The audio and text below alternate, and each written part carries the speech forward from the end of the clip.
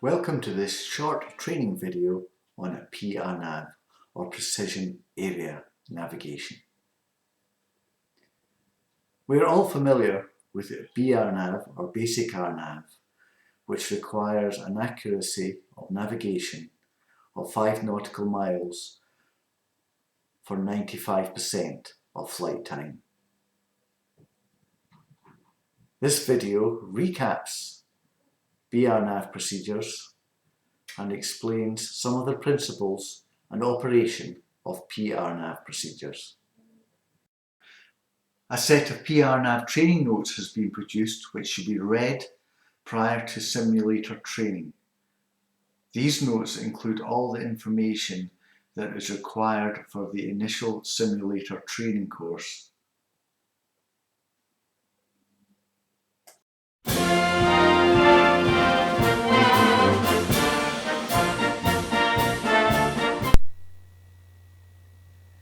B-RNAV requires a navigation accuracy of plus or minus 5 nautical miles for 95% of flight time.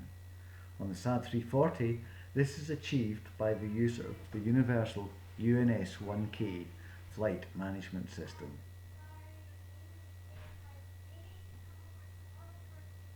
B-RNAV is applicable to airways and air traffic services routes in controlled airspace at all levels in the United Kingdom. It's not applicable to advisory routes or SIDS or STARS in controlled airspace.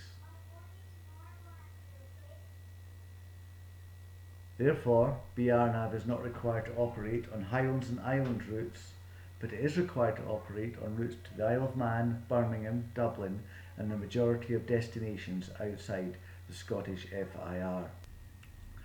From autumn 2012, Benbecula, Machrihanish, Inverness, Glasgow and Turnberry VORs will gradually be withdrawn. SIDS and STARS in controlled airspace at Glasgow and Edinburgh airports will become P-RNAV, and those VOR procedures we currently fly at Benbecula and Campbelltown will revert to NDB procedures. This means that we will become increasingly reliant on the flight management system as a means of navigation. Let's recap our basic B-RNAV UNS-1K procedures. Prior to departure, we all know we have to do a database currency check. Note that the database expires at 0900 UTC on the day of expiry. We also carry out an initial position check. Initial position can be found on the aerodrome chart, and at some airfields there are specific charts for gate positions.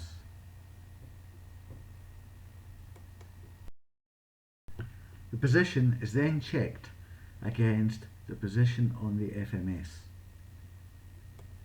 We're all used to programming the FMS using the flight plan pages.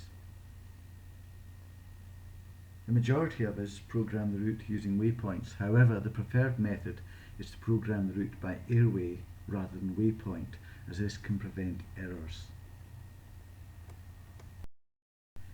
In order to select airways, we first select List, then we select Airways by pressing Line Select key to right, marked Airways. Lastly, when using the FMS for navigation, we back up the route using terrestrial aids.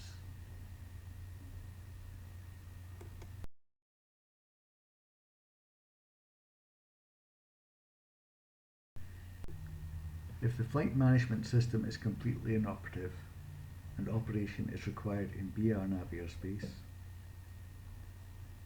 refer to the minimum equipment list, seek air traffic control permission for the flight, and then ask operations to refile the flight plan.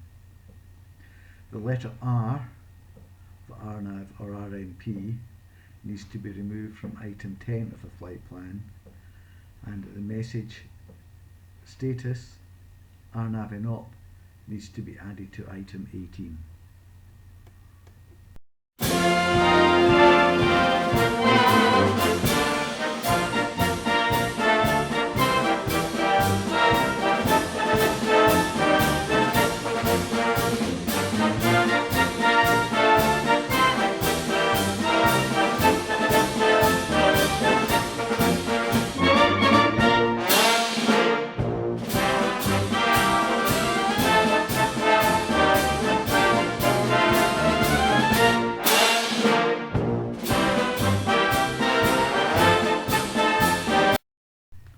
Performance-based navigation is the generic name given to all types of area navigation. There are two basic types of performance-based navigation, RNP and RNAV.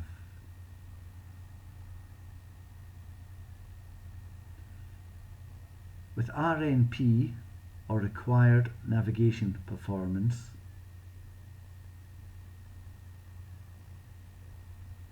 the RNP equipment provides a warning when it is uncertain of its position.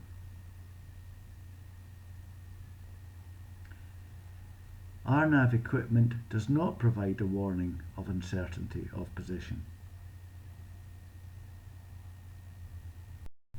The number given after RNP or RNAV is the navigation accuracy in nautical miles. Navigation accuracy is assumed to be for 95% of flight time. So, for example, RNAV 5 equipment gives 5 nautical mile accuracy for 95% of flight time and does not provide a position uncertain warning. RNP1 equipment provides 1 nautical mile accuracy for 95% of flight time and a position uncertain warning is given. P-RNAV is the European equivalent of RNAV 5 and P-RNAV is the European equivalent of RNAV 1. Note that RNP equipment may be used to meet RNAV requirements, provided it is of the same accuracy, but RNAV equipment may not be used to meet RNP requirements.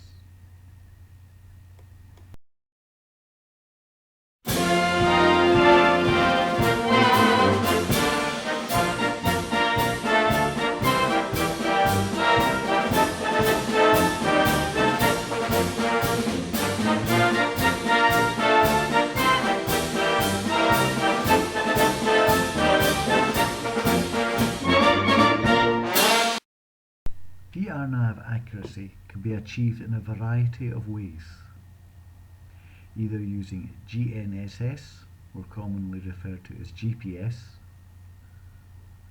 DME position fixing, or VOR DME position fixing.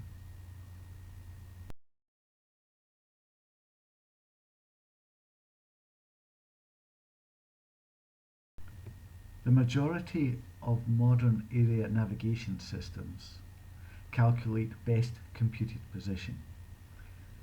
Best computed position is the average position weighted towards the most accurate sensor.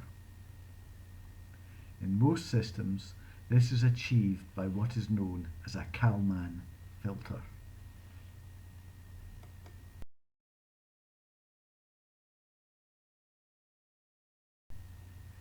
P-RNAV procedures specify the sensor or sensors that are required to fly a particular procedure. These are shown on the chart.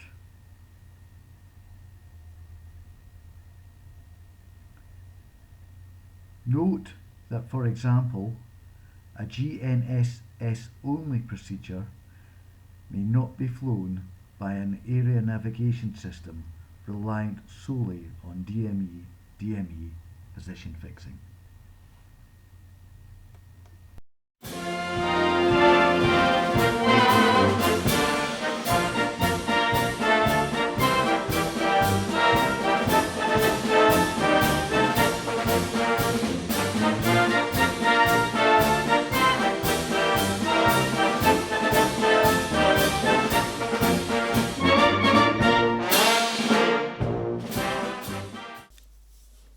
In this section, we will talk about some of the basic P-RNAV procedures. Firstly, it is important that the route or procedure is loaded from the database in the flight management system. The route must not be modified in any way or entered by individual waypoints. In this example, the Suro 4 Bravo departure is entered into the FMS for a departure at Dublin.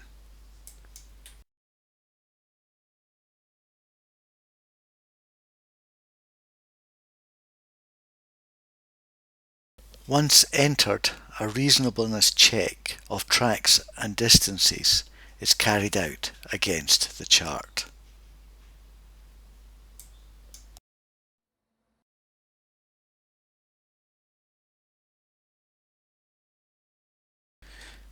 Close attention must be paid to any segments below minimum sector altitude. And position must always be checked using terrestrial aids whilst flying the procedure. If the system fails or there is any doubt about P-RNAV capability, the procedure must be abandoned. When abandoning a procedure, the correct phrase to use with air traffic control is unable RNAV and state your intentions, whether it be requesting radar vectors or proceeding using terrestrial aids.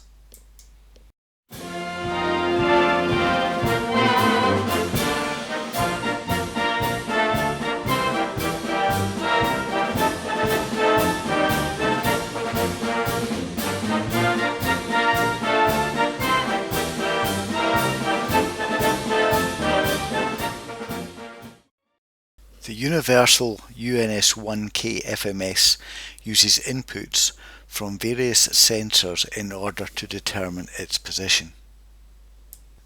The inputs are from a global navigation satellite system, more commonly referred to as GPS receiver, a DME receiver, a VOR receiver, heading from the attitude and heading reference system, and true airspeed from the air data computer.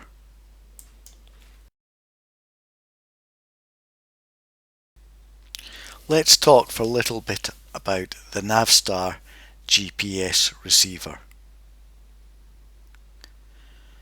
Satellite navigation requires 4 satellites in order to determine the aircraft position, 5 satellites for receiver autonomous integrity monitoring, and 6 satellites for fault detection exclusion. Receiver autonomous integrity monitoring, or RAIM as it is often referred to, uses 5 satellites. The GPS receiver deselects 1 satellite at a time and then compares navigation solutions.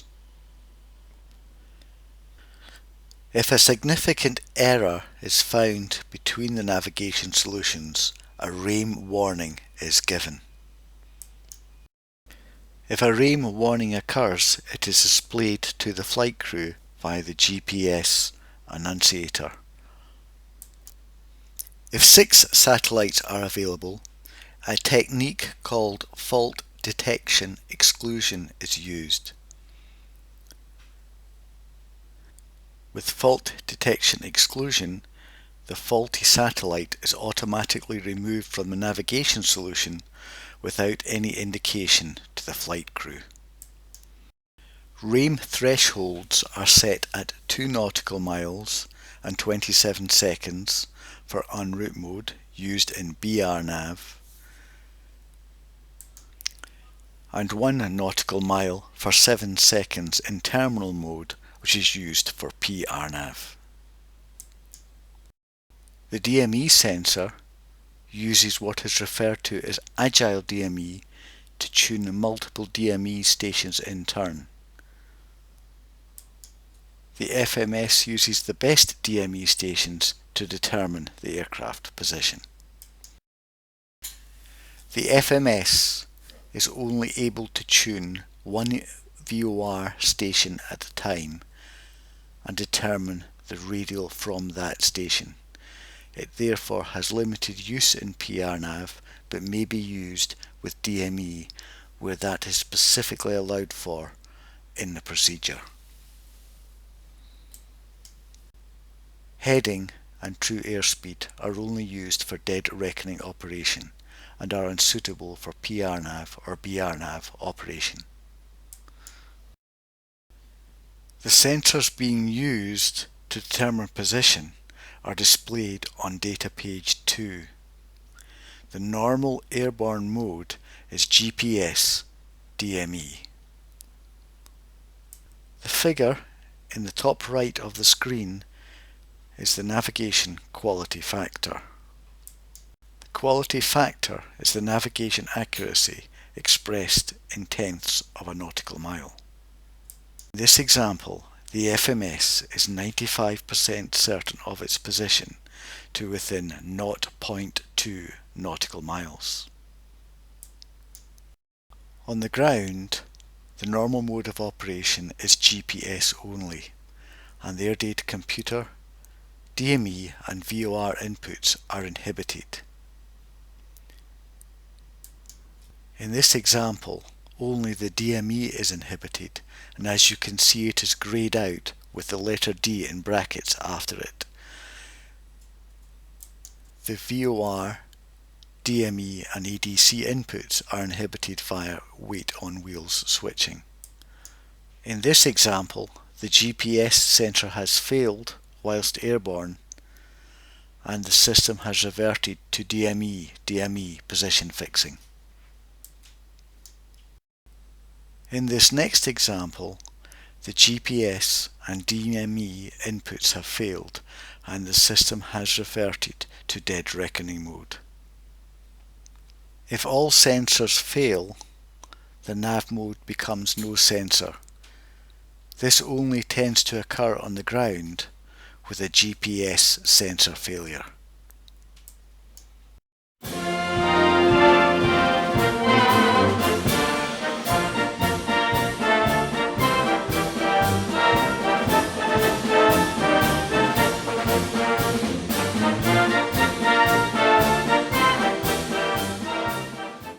We will now look at how you use the universal 1K FMS in practice. Firstly, we check our position against the airfield reference point or the gate position.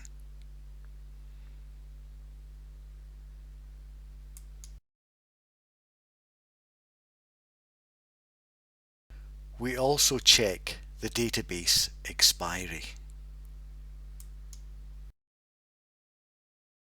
We then enter the routing starting with the P-RNAV departure.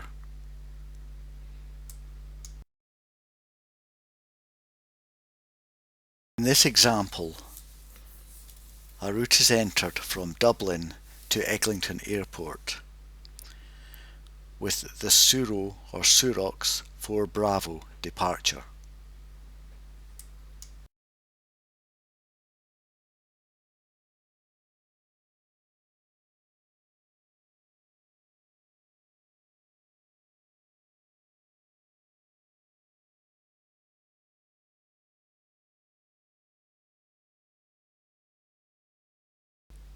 After the route is entered, tracks and distances are checked against the plate.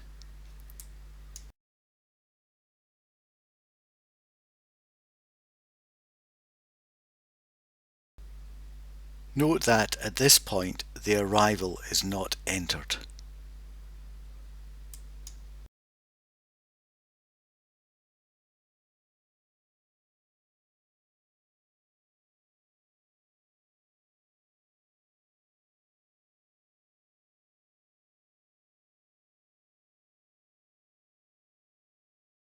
To departure, the EHSI beam bar scale must be set to 1 nautical mile full scale deflection.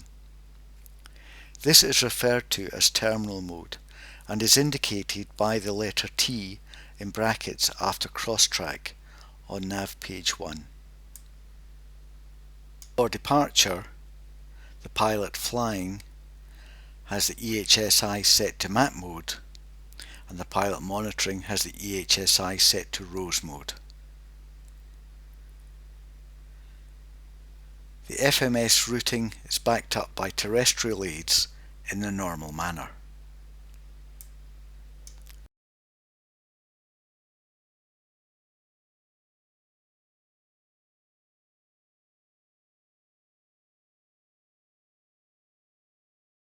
The P-RNAV arrival is entered prior to descent. At this point, it is advisable to momentarily revert to heading mode and set the number 1 course bar to the final approach track. Okay, so we're going to program in for the Aleppo 3 Romeo arrival for runway 28. So we're going to route from Bamley to Aleppo, O-L-A-P-O,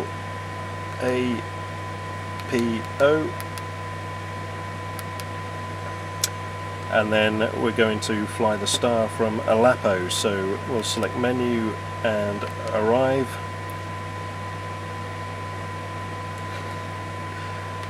And we'll delete that runway. And it's going to be runway 28, number 3. And we're looking for the Aleppo 3 Romeo, which is number 6.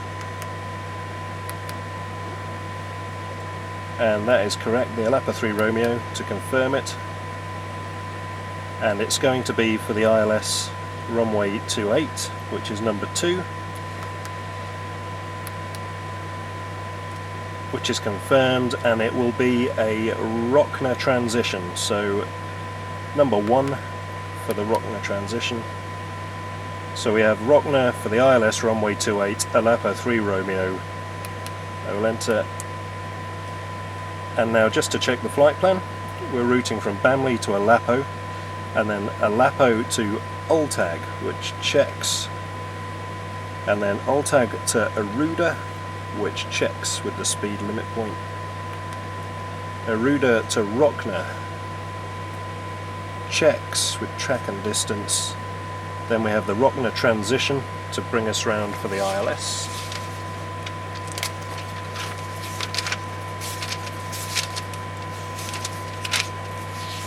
And using the ILS plate and the Jefferson booklet, we can see that Lapmo is the next point from Rockner, which feeds us onto the ILS for runway 28. So routing Lapmo to the FI 28, runway 28, and then the final point is the no link to delete, and leaving it straight to direct to EIDW.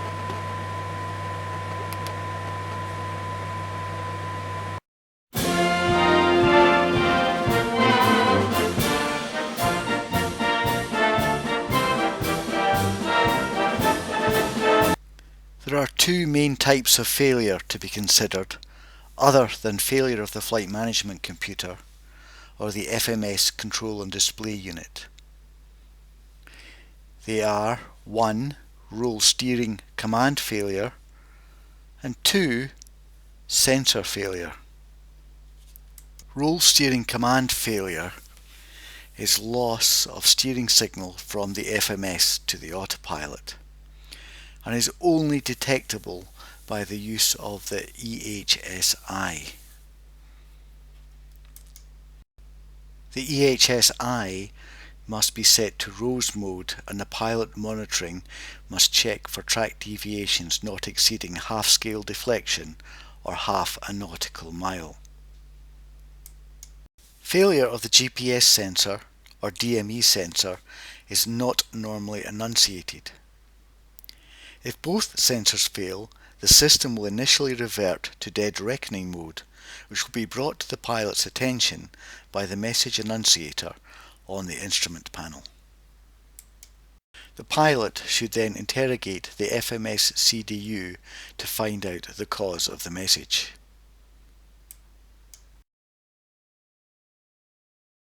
If the FMS becomes uncertain of its position, the message POS will be enunciated in the top left corner of the CDU screen.